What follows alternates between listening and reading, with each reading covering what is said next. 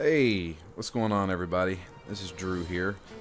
Here's a little video review of Costume Quest 2, made by Double Fine Studios. I really enjoyed the first Costume Quest.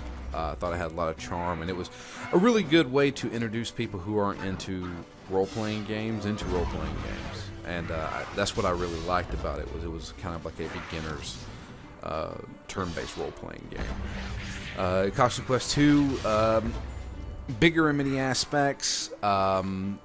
They've made some improvements to both the combat as well as certain small gameplay aspects, but there are a few problems that I do have with it. It has the same cartoony aspect, still has that Double Fine humor that I actually really liked.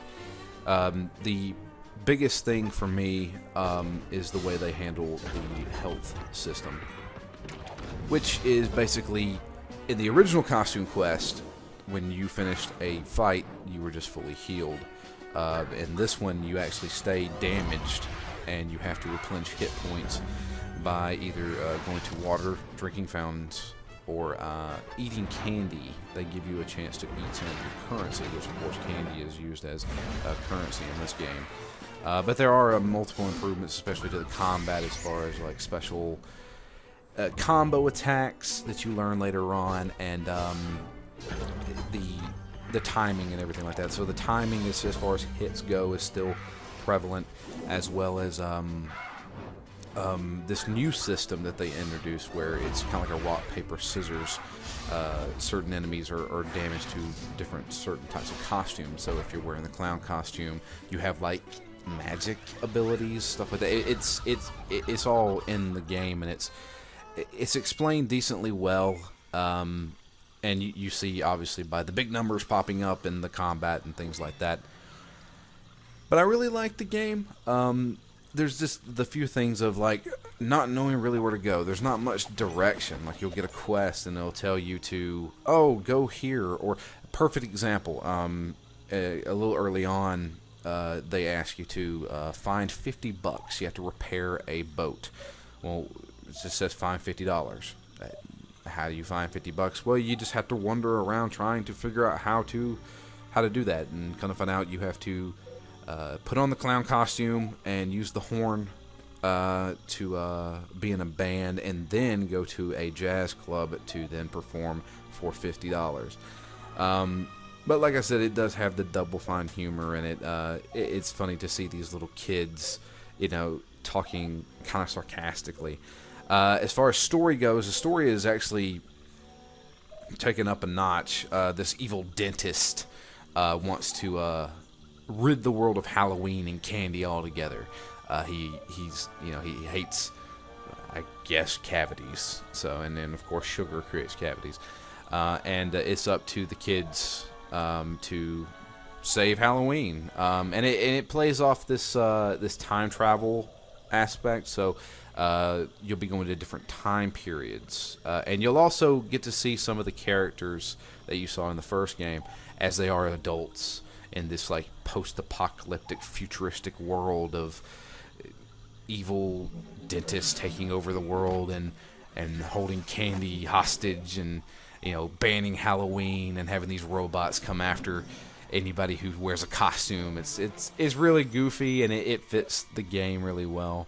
I've always liked the cartoony style to the whole look and everything like that. The combat is fun. It does get a little grating after a while, just because you're doing the same thing over and over again. You still have the super attack that it now just fills up a bar. So anytime you get hit or hit an enemy, it fills up a super bar, and then you can use your super abilities, depending on the costume. Will allow to heal your party members, or do extra damage or damage over time to enemies and things like that. There's multiple costumes in the game, and another new aspect is the upgrading the costume. You can purchase upgrades for the costume that do different things, like make them stronger, or do different types of elemental attacks and stuff like that. Overall, it's a bigger game. It's a longer game. There were a few design choices I didn't like. So, like, you can buy a map, but the map doesn't show you where you are on the map, and it's just it could have been done a little bit better. The constantly having to go back and heal thing, it ends up being a lot of backtracking, including with the quest, and because you have to buy a map, and then you don't know where you are on the map. You just have a map, and you just have to go by landmarks and things like that. So there's a few design choices that kind of got on my nerves, but the writing and still the simplistic nature of the whole package itself is kind of a breath of fresh air for me. You know, like, you get these hardcore role-playing games that are just, you know, a lot of stat tracking, and you know, you got to know when to do this and that and stuff like that. And it's fun just to go back to a small game that just has, you know, a little bit of RPG elements, and these little different costumes, and finding new pieces for new costumes, and you know, the writing's really well done. Still no voice acting, which I wish there was some voice acting, which was a problem in the first game. The great thing is that the dialogue doesn't move on its own, so now I can actually choose when to move the dialogue along, because it was constantly in the first game where I couldn't see, you know, I couldn't read it all fast. I'm not that fast of a reader, so. But actually, it's actually still really enjoyable. It's on Steam right now, and I'm pretty sure it's going to be coming to the consoles. I've heard October 31st. I'm not too sure, which, you know, obviously is Halloween. So, but yeah, Costume Quest 2, better, more. It's better than the original game, but there's also some missteps that make it not as good as the original game. Still, overall, I think it's better than the first game. And I think anybody who really enjoyed Costume Quest, or anybody out there who enjoys RPGs in general, they'll probably like this game. Yeah, there's enough improvements, and there's enough there to have all the RPG fans, you know, crack a smile. It's actually really fun. So definitely check it out.